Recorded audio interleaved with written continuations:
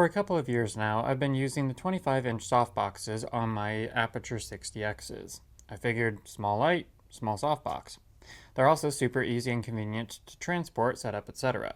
But in using the Aperture 300C, I decided to go big, so I tried the 60-inch softbox. The first thing I want to say about the difference between these modifiers is that size has little to no correlation to the size or intensity of your light.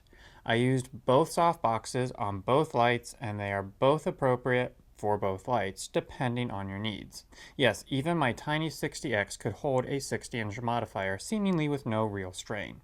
After filming with the larger softbox, I can totally see myself using the larger modifier on any light, big or small, if I wanted the results it would yield, which we'll get to in a moment. I will say that this video will be showcasing the extremes when it comes to softbox modifiers.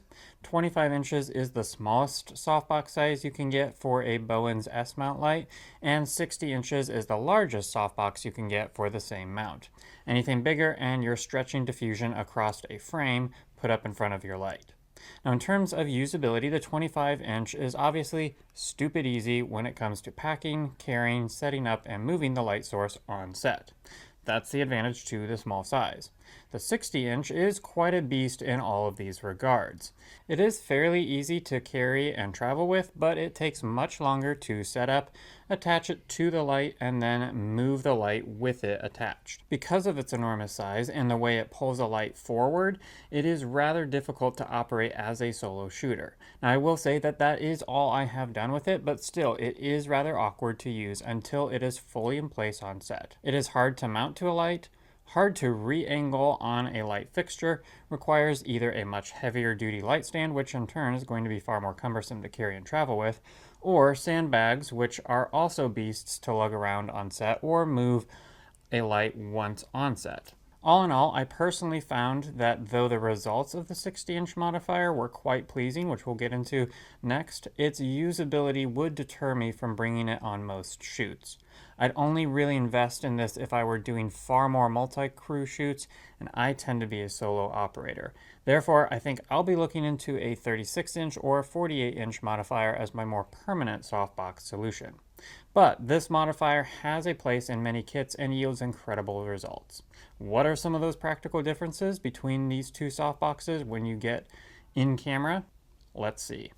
I was surprised to learn that the 60-inch softbox actually yields a brighter result than the 25-inch, even when the light fixture, intensity, and distance from the subject remains the same.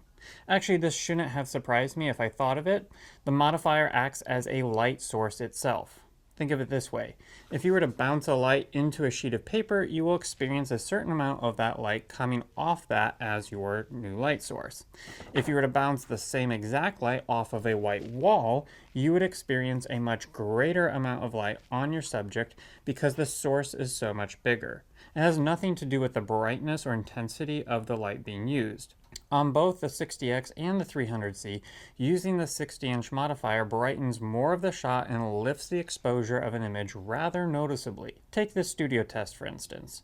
Here is the 300C at 100% intensity, 8 feet away from the subject, with the camera set to ISO 850, 2 stops of ND, and aperture at 2.2. The images on the left are using the 60-inch modifier, and the images on the right are using the 25-inch modifier. You can see that there is about 2 stops of light gained by using the larger modifier on the subject, everything else being equal. So if you want to boost the light output of your light fixture on a subject, invest in a bigger modifier. I've also heard that it is important to get that light source as close to the subject as possible to get a softer look. Well, let's see what that does. Here, we'll use the 300C at 100% intensity with the 60-inch softbox and all of the same camera settings as before, except the left side is the light 8 feet away from the subject, and the right side is a light 4 feet from the subject, with 2 stops more of ND in camera and boosting the exposure in post by 1. I'm noticing 2 differences between these images. The first is the shadow cast on the backdrop.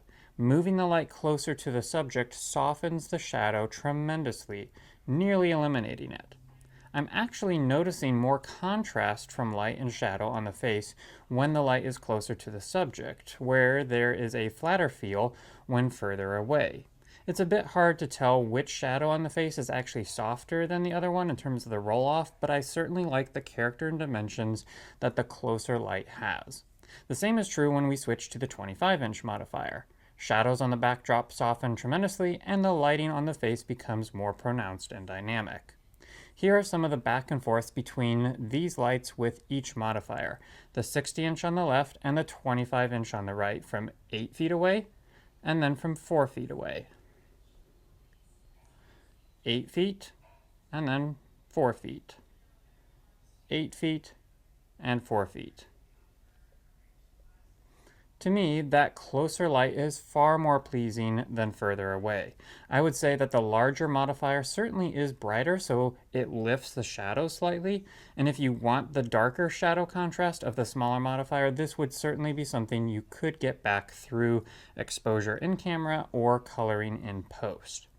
The larger modifier, however, will help you get a cleaner image because of the extra light. So, all in all, you can see that a larger modifier is a simple and cost-effective way to get more light out of your fixture and onto your subject.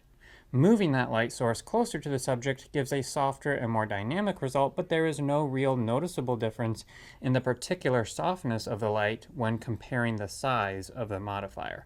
The size is really only differentiated in terms of the usability on set and the brightness or amount of light outputting onto your subject. Overall, I'd personally recommend investing in the biggest modifier you feel you can conveniently handle on set, because the results are worth it. I'd always prefer playing with more light than less. If you tend to shoot with multiple crew members, get the 60-inch softbox. If you're a solo operator, I'd honestly recommend something a step or two smaller. Well, I hope this video was helpful for you, because though I won't be seeing you in the next one, you're sure to see me rough.